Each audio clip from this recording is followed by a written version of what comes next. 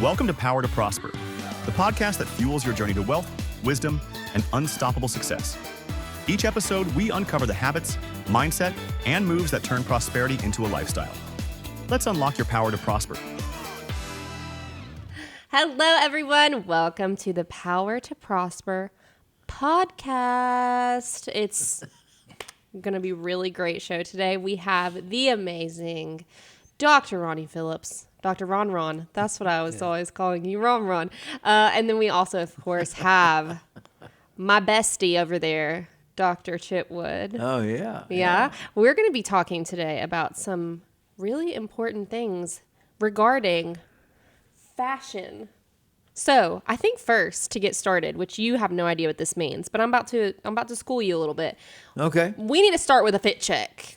Okay? Do you know what that means? Start with a what? A fit check. No, I don't know what a fit check is. Okay, so a fit check is when you like show off your outfit and explain like what it is and where it's from. Okay. Okay, so I'll start. Okay. This is my velvet jumper. It's vintage. It was my mom's in the 90s or 80s.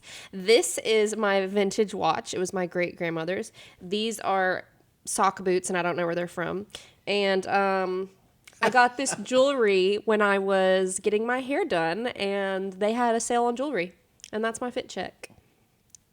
Now it's your turn. Well, this is the first time I haven't worn a suit with Dr. Chitwood, and I blame that on Cammie, who runs most of the operation here. Told me to dress like I normally dress. Right? Casual, Just right? dress casual, and then he busts up in a suit, but we'll get to that. But I have on a Robert Graham shirt. Oh. One of my favorite shirt makers. I love going to Caesars in Vegas and getting my Robert Graham shirt. Nice. These are Joseph A. Bank jeans, and these are Jordan shoes given to me by my worship pastor, the one and only Rashonda Bentley. Whoa. She sows seed of shoes to her pastor. Shout out, and Rashonda. she has given me 3 pairs of Jordans since she came on staff. That's good job security to sow into your pastor, Doc. But I have a Citizen Echo watch on today, and so I'm casual at the request of Cammie, but I'm trying to be dressed casual. Doc, I know this drives you crazy. Yeah, we're dressed casual. I'll and then tell you- now let's get your fit check, I'll tell you Mr. what, Spiffy. I have never met 2 people that look the best that I have ever seen them look. They look great. Both of you look fantastic lying. today. Yeah.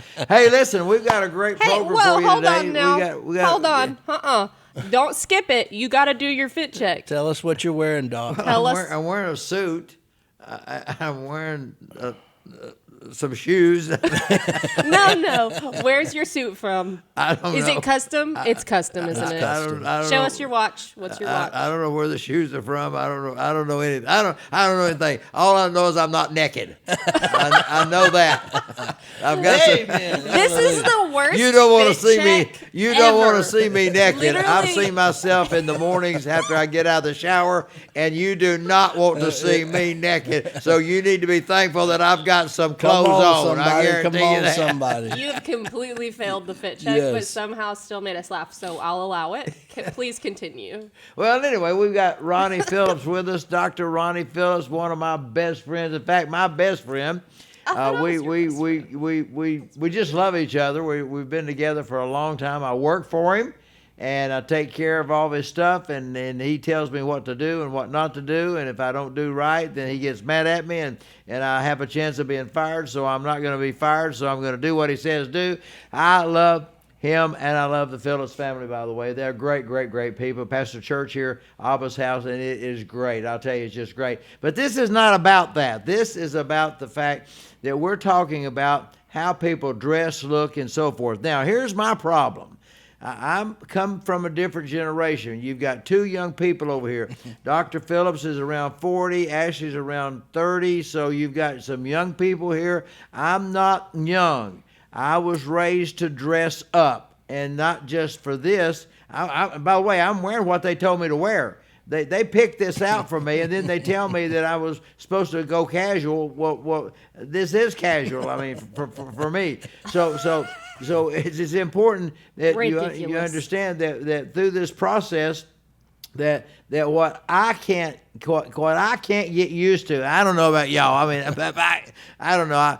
I can't get used to these pants on the ground with these guys coming in with their pants hanging down halfway down their ass up. I mean, God, I'm not supposed. I'm sorry. I shouldn't have said that. Please forgive me for saying that. They hanging halfway down their butt, I guess would be a better word. We're gonna have to bleep that out. You can see all the stuff, and they're pulling it up and pulling it down, and this and that and so forth. They look like bums. And they're expecting for you to buy something from them or be successful. I met a guy the other day that sells cars. It's incredible. One of my employees wanted a car and said, can you help me? I said, well, I'll be glad to drop by. I said, I know the people. They go to Ronnie's church. They sell Cadillacs. They won't go to Ronnie's church. The guy has a tattoo dragon down the side of his face trying to sell Cadillacs. And so I do not agree with the way that people dress if you're in a certain profession. Now, if you're in a different, if you're selling drugs, maybe you need a tattoo down your face. Yeah, if you want to sell some fentanyl, if you want to sell some marijuana or something like that, then dress the way you want to dress. But when you come into something that's in a professional level, you've got to dress for success. Dress your best. Don't dress like a bum. I mean, I don't know. What do you think? We got a lot to unpack here. First of all, maybe this nice man had once been a drug dealer. And maybe he had what? Maybe he was a drug dealer and he turned his life around and he got that dragon tattoo, but there's no going back. No. But he can have the dragon tattoo. By the way, you can have tattoos removed. I don't know if you know that or not. If he's making that much money off of selling drugs, on your face? he can have the dragon tattoo removed. He had it put on. He can have it removed. Okay, that's fair. I'll give you that. And so if he's selling drugs and he got saved, that's great. If he gave his heart to the Lord, that's great. We commend that. Yeah. But he needs to pull up his britches. He needs to get the tattoo off of his face. And I don't know what else is on his wherever. Who knows? We don't care about those tattoos. I don't know where it's at. So we're happy. What do you think about it? Well, I tell you, you got to be careful here, don't you? In my church, we've got 8 nationalities, and we have people stemming from teenagers all the way to 90-year-olds. Like I have a 92-year-old, my trustee. So what I've learned, like as a pastor and a bishop now, there are certain occasions you dress for, and then there are certain occasions where it's okay to dress down. I'll tell you this, my black members love it when I dress up with a suit and tie, and I wear a suit and tie regularly on Sunday mornings. And I love, believe it or not, to wear a suit, but also love casual. But now, my 50 and under crowd, they like me to be casual. They don't dress up for church. So if I dress down like this, they will brag on that. My Hispanic members, and we have a Hispanic church, they like me to dress up. And it really just depends. The older people love it when I wear a tie. The younger people like it when I'm casual because it kind of gives them permission to be casual. And so I had an interesting experience one time. We had a trunk or treat event. We had like 8,000 families, and we had a little meal for people that had joined Abba's house. And I met this single mom, and I sat down and was introducing myself to the kids, and she said, why we started visiting this church before we joined? And I said, no, why? She said, we were watching on TV, and my little boy said, "Ooh, Mama, look at that pastor's Jordans. That guy looks cool. I want to go to that church." Aww. And so they came to the church, ended up leading the older brother to the Lord. And so that touched my heart a little to say, like Paul would tell the Corinthian church, it's okay to become all things to all men for the sake that I might win some. Now, I was raised by a daddy that's a lot like Dr. Chitwood. So that's why this is the first time I've been casual. On your television show, I've always been in a suit and tie because I was raised that you dress for success and you dress to go into the house of the Lord. I was raised not as hardcore as you and my dad, but I was still raised. That's in my DNA to dress a certain way. I heard another compelling story one time, and it was on the radio. And there was an older pastor of a church, and they had called this younger pastor to succeed him over the course of 3 or 4 years. The younger pastor never would dress up, and it drove the senior pastor crazy. He felt like he should dress up sometimes. And so they had a conversation, and the older pastor said to the younger pastor, said, if you were invited to the White House or in front of dignitaries, what would you wear? He said, well, I would wear a suit and tie, Pastor. And he said, well, why would you wear less to come into God's house? And the younger pastor had a pretty good comeback. He said, well, I would wear a suit and tie to go to the White House, but I wouldn't wear a suit and tie to go to my dad's house. And so there's two trains of thought. Oh, that's good. And I believe in them both. Yeah. I really believe people ought to dress the way they want to as long as it's dignified. Yeah. Yes. You are more comfortable, Doc, in a suit. And you look good in them, by the way. You always dress sharp, smell good, look good. The first time I met Dr. Chitwood, I was coaching his granddaughter. This has been 17 years ago. And she's a pretty little girl. She's the only little girl I had on the team. She's good. She played with the boys. She's the prettiest little thing. She can get away with anything. She's so pretty. And Dr. Chitwood walks in. It's 95 degrees in the little town where I was a little league coach, and he's dressed nicer than this and sat through the whole game. I don't think he ever sweated. I don't think I ever saw sweat. And he stayed after the game, and he hugged me. And that's really about 17 years ago when we started becoming friends. And I just thought, you know what? I admire that because that's who he is. Yeah. And he wasn't going to change who he is to go into Hickson Youth Athletic Association. Yeah. And I think people just have to have the freedom within reason. Yeah. Within absolutely. reason. Some people have their pants hanging down because they're kind of like me. They just don't have a butt to hold it up. You know, the guys I played football with growing up used to call me long back. Long back Phillips, yeah. And so sometimes you got that problem going on. You just don't have enough back there to keep those pants up, Doc. Oh my goodness. Well, I don't know an answer to that. We need to give some kind of answer for that for the people out there. I don't know how you get a butt. I guess you eat more. Squats. You get in the gym and you do some squats with weights. Do squats, or what's better is just eat. Well, until I wouldn't recommend that. But, until your butt gets big. I know a lot of people now. I know a lot of women in the church, by the way. Let me just say this. Oh, no. I know a Whatever lot of you're women about in the to say, church. just They don't. used to make chairs that was like 42 inches. Now they're making them 48 inches. And there's a reason for that, because these women have large butts. And I'm talking about some of their butts hang over the chair when they're in church on Sunday. So We're going to cut this out, right? There are some good editors We're for this cutting show. this We're out. in trouble. Whoever's editing this, we're cutting I mean, they it got out. big asses. I mean, they're huge. We're moving they're on. huge. I mean, and you wonder, you wonder what to do. I mean, do you buy bigger chairs? Yep. I don't know what to guess. do. We got the biggest chairs, the best chairs, most expensive chairs around anywhere. And so I guess we just buy a 15-inch chair. I don't know. Instead of all that hanging over, because it looks horrible just hanging over. I mean, it just hangs over like crazy. Anyway, that's a topic for another day. We know that people have different viewpoints on dress. We understand that. The purpose of this today on the podcast is to let you see 3 generations almost here, really two generations, and one older generation. But the difference is this: is that we don't keep anybody out of the house of the Lord because the way you dress. If you want to dress a certain way, then you need to go to the house of the Lord, because I can tell you that He is not a respecter of persons, and He will welcome you in to His house. I like what the guy said.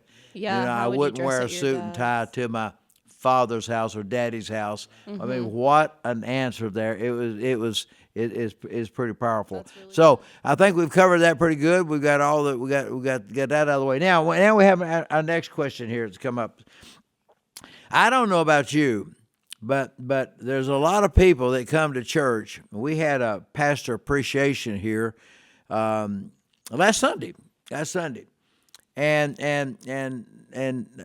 there's no charge. We provided all the food. We never charge these people anything. And we fed them for 4 years, breakfast and lunch free. And we didn't charge them anything at all. Nothing. You didn't, nothing. And so it was before church, it was after church. So this person wanted to give, they said, we want to give an offering to our pastor. And so they passed out the offering envelope, the honor envelope that we have. And this lady put in $5. Now, that's okay. We didn't charge anything, so it's okay. But the thing that's so interesting about it is she had 5 people to eat off of $5. Now, that means that everybody paid $1 to eat. I'm talking about prime rib, I'm talking about steak, I'm talking about chicken, I'm talking about everything. They paid $1 to eat a meal. $5 she put in her envelope. When I saw that came across the desk of the accounting department, I said to myself, did this lady give $5 for 5 people to eat? I said, I know she's got more than that. I said, why did she do that? Now, here's the thing. There's a lot of people that come to church, they want to shout on your carpet. They want to use your toilet paper and use your paper towels and never give nothing. Have you seen that before? They never give anything. Oh, all I got so far for Pastor Appreciation Month was 2 members left without telling me bye after 30 years, and one sent me an email. So that was my Pastor Appreciation gift this month. But no, and I said this, and we'll talk about this in a future show and podcast, but the spirit of religion.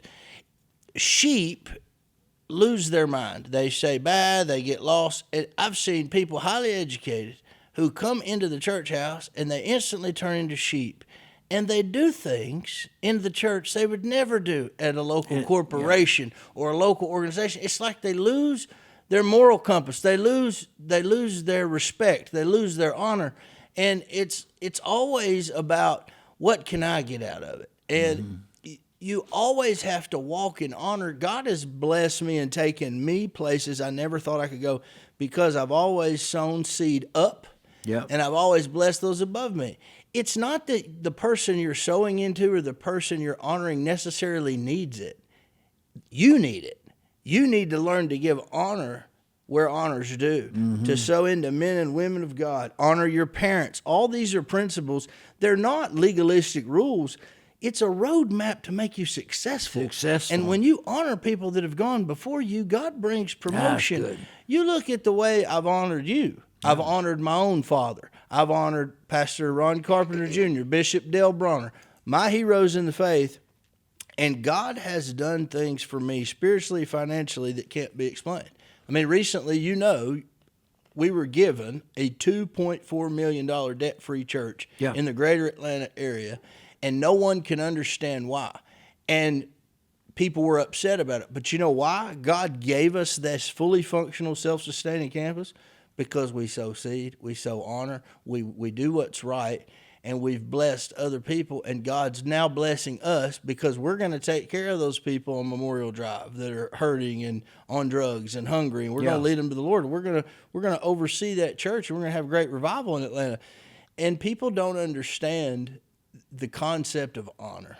They just don't. They don't understand honor. This lady probably thought, I can get 5 meals for $5. Yeah, you can, but God's not going to bless that. Not gonna bless that. I mean, if you go to McDonald's and buy off the dollar menu, maybe, but you know. That's there's one time that Dr. Phillips was in my office, and I mean, just a regular visit. He was doing business, and a regular visit, and he got ready to walk out the door, and when he got ready to walk out the door, he turned around. I never will forget this. I don't know if you're going to remember what I'm going to say 100%. Or not. But he turned around. He pulled out his wallet and pulled out $1,000 or it was a large amount of money and said, "Here, I just want to bless you." Now, honor is something that people have to understand if you expect for honor to show up in your life. You know, there's an old saying that we teach, what goes around comes around. And if you expect to be blessed, then you have to be a blessing and people will bless you. So I don't know. I fully agree with you that honor is important. If you don't sow into people's lives, if you don't give, you would have never had that church. 2.4 million, Yeah, $2.4 million dollars in this church in Atlanta if you had not done what you did, 20 years, 15 years ago or something? Sure, yeah. A long time ago. So God honors those that honor the man of God and the woman of God. I don't know. What do you think? What do you think about honor? Well, I think it has a lot to do with everything we're talking about on this episode, like just the way you dress, the way you talk to people, the way you treat people. I think that the younger generation has a lack of respect overall. And so it is something that we really need to work on, is teaching our younger children so that this younger generation can grow up and have a lot more respect, not only just for, people in church, your pastor, when you are at a church, when you're at a building, and you're going to respect the people that are there, that are working there, but respecting everyone around you just overall. I mean, you should never go into any place of worship or even a restaurant or a boutique. You should never go anywhere and disrespect the people that work there, disrespect the establishment. Like, you should just have respect overall. And that's just something we're really lacking. That's a good point. But my father taught me. He said, you always, I'm talking about just a kid, and I believe this is why that we are anointed to help pastors. I really believe this with all of my heart. Is he taught me that we were to respect, honor the man or woman of God. I'm talking about at our early age. We never called our pastor by his first name. I know at your church they may do that. Maybe some do that and some don't. But and I was raised that I would never call you, "Hey Ron." Never. My daddy would spank me. No, I would say, "Hey, Pastor Ron." I would always respect the man of God, respect the woman of God, treat them right, and be nice to them. And my spiritual father, I was his spiritual son for almost 30 years. And I mean, I shined his shoes, I washed his cars, I did everything. I traveled. He traveled on my jet for 2.5 years when they put in TSA and they had to strip search people because it wasn't a pretty sight for him at his age. I mean, he was old. But Dr. Lowry was one of the greatest men that had ever lived. He was my spiritual father. And I would do anything for my spiritual father.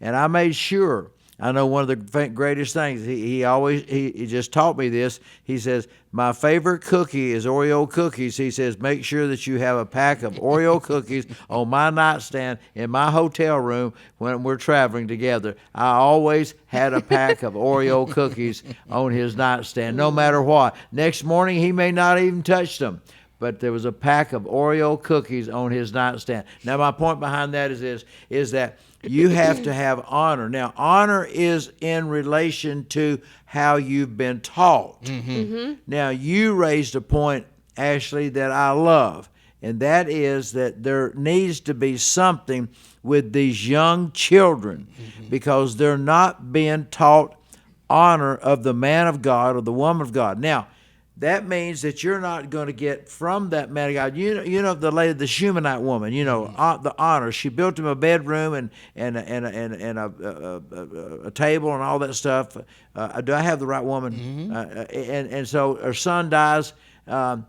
First of all, she couldn't have a baby. Didn't have a baby. The prophet of God prayed for her, and she had a baby.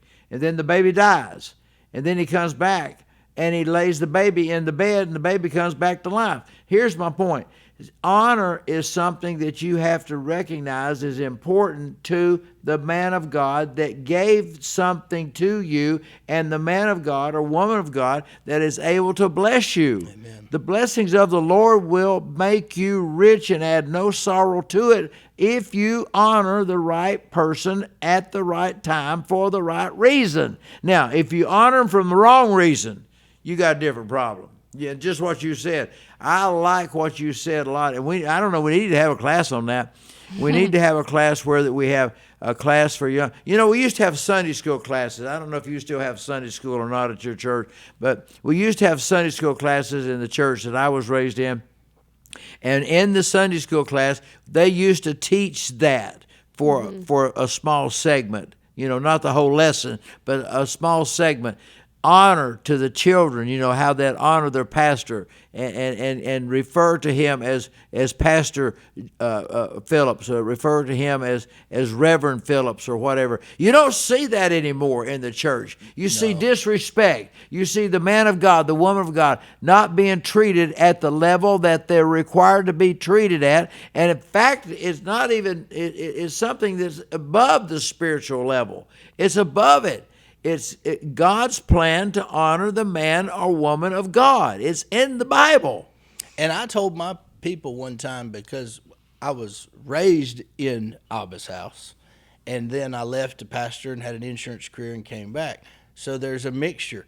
And I don't get bent out of shape, but what I told them is this: you will get out of me whatever you honor in me. No. If you call me pastor, you're going to get a shepherd. If you call me doctor, you're going to get my theology and my education. You call me bishop, you're going to get an overseer that will bless you. You call me Ronnie, you're going to get Ronnie. You're going to get And Ronnie. that's not much. You know, you're going to get the natural man versus the spiritual man. And if that's what you want to sow into, you're going to get the Ronnie harvest. But if you want the pastor or bishop harvest, then you walk in honor. But people, they really don't know. And even what she talked about, like with the younger generation, you know, there's so many divided families in this culture. And when we tell our kids to honor thy father and mother, that certainly doesn't mean a child should put up with abuse or abandonment or anything like that. But what it does mean is, yes, there may be boundaries. The parent may not be worthy of honor, but when you walk in honor, it simply means you're honoring the role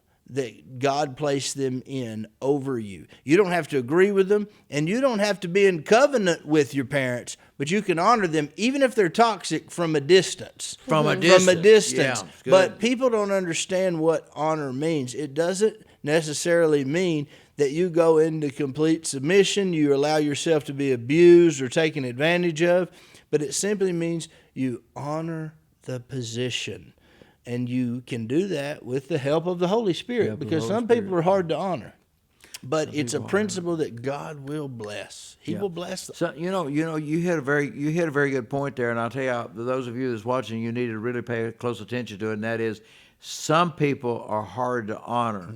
But I'll tell you this: if you will honor them, even if they're hard to honor, I guarantee you that your blessing is probably going to be a lot more. I'm very, very excited about the fact that we can honor the man of God, the woman of God. It's important for honor, and you need to practice it, study it, learn it, teach it. Let your people know that they should honor the man of God or the woman of God. I tell you what, I think this has just been absolutely fabulous show. I mean, it's a podcast that I've enjoyed. So let me. Has anybody got anything else to say? I mean, we started doing fit checks with fashion, and now we're ending on honor. I don't know how we got here. You can honor people in the way that you dress, though. Okay, we'll bring it back. Circle back. That's why I will say this is the first time, and I want to go on record to blame Cammie that I'm casual today, because normally I do wear a suit around you. You do. You wear a suit. And I do it to honor you. Yeah. It's not that I always feel like wearing a suit and tie, but I do it to honor you on your show. I didn't today because we're talking about being casual and so forth. And I think when you're with someone that has gone places that you haven't, done things that you haven't, and you see that anointing, you do your best to honor it. 100%. Like, if I were to invite you over to my house for dinner, I'm going to dress nice. If we were going to go out to dinner, I'm going to make sure I dress nice. If we're doing, any time I would be around you or Ronnie, Dr. Ron. Yes. Dr. Ron. Well, look, hey, I can tell you this. We've talked about vintage dresses, a vintage watch from her grandmother. earrings and all this vintage And stuff the she's wearing. Jordans Yes. from Yeah, Rashonda. and then Dr. Phillips has Shout got out Rashonda. Jordans on. He's got a Robert Graham shirt on, and I've got just And you're not naked. a Yay! little suit. I've just got a little And suit that on. is, and that's pretty much all we have to say. Yeah, they've done a great job. I'll tell you one last story here very quickly. We was getting on the jet one time, and we told Pastor Phillips, "I'll just come casual. Don't worry about it. It's not a problem. Won't make any difference." Well, the other person with me was dressed in a suit. I was dressed in a suit, and here Imagine comes that. Pastor Ron Phillips. He comes in a pair of shorts, T-shirt. tennis shoes, and we're getting ready to get on my Bobcat. jet. And he says, "I thought y'all said come casual." The moral of the story is casual to Dr. Chitwood means dress to the nines. So the next time That's that all we you take need it, to we'll know. take it. We'll make sure that everybody understands that casual means casual. Just There is just no- a little casual coat or means something don't- like that. no And tie. he can wear anything he wants to because he runs this whole show. No, I mean this guy is the whole. He's the biggest church. By the way, he's the biggest church in Chattanooga, maybe Southeast. I don't know. You're one of the largest Doc. churches. He does a great job. I would recommend that you visit Abba's house with Pastor Ron Phillips, his family there. They do a great job. So we've enjoyed being with you on this podcast. And I'll tell you what, we hope that you'll wait and join us on the next one because it's going to be different, unusual. You'll learn something from it. I believe you'll have a good time in enjoying what we talk about. At least I hope so. So until next time, Ashley, Bye. Dr. Phillips. I'm Michael Chitwood. We'll see you on the next show. Thanks so much for tuning in to today's episode of the Power to Prosper podcast. Stay connected with us at VBN TV YouTube channel or on our 24/7 streaming network at vbntv.org. Thanks again for listening. Until next time, remember, you have the power to prosper.